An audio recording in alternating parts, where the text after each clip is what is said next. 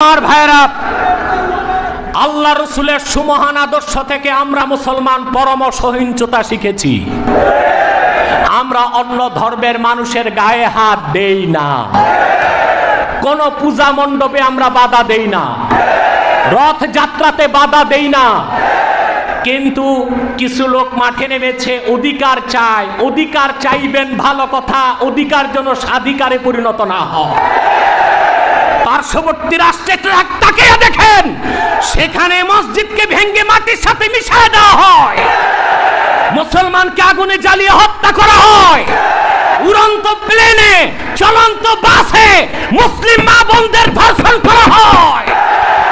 বাংলাদেশ সরকার আপনাদের নিরাপত্তা দিয়েছে, এদেশের মুসলমান আপনাদের নিরাপত্তা দিচ্ছে, কিন্তু মাঠে নেমে বাংলাদেশে গৃহযুদ্ধ লাগাবার চেষ্টা করবেন না।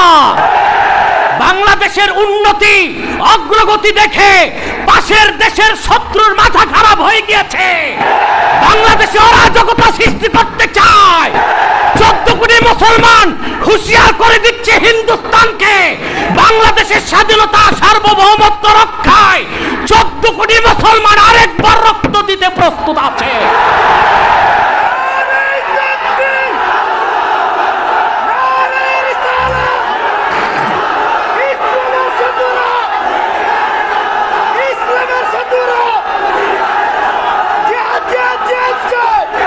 বসে যাও, আমার সোনার বাংলার প্রতি ইঞ্চি মাটি রক্ষা করার শপথ নিতে হবে।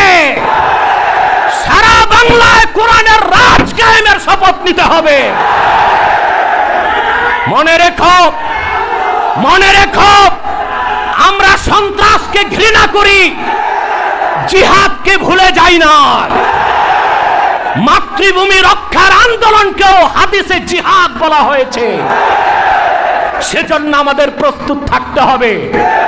কোরআন সুন্নাত ইসলামের সুমহান মর্যাদা রক্ষায়, বাংলাদেশের স্বাধীনতা সার্বভৌমত্বকে পার্শ্ববর্তী শত্রুর আগ্রাসন থেকে রক্ষায় যদি প্রয়োজন হয়, এই দেশের আলেম ওলামা পীর মাশায়েখরাই অস্ত্র নিয়ে প্রথমে মাঠে নামবে, ঠিক কিনা? সেজন্যই আলেম ওলামার বিরুদ্ধে মিছিল বের করা হয়। চলবে না, এটা বরদাস্ত করা হবে না।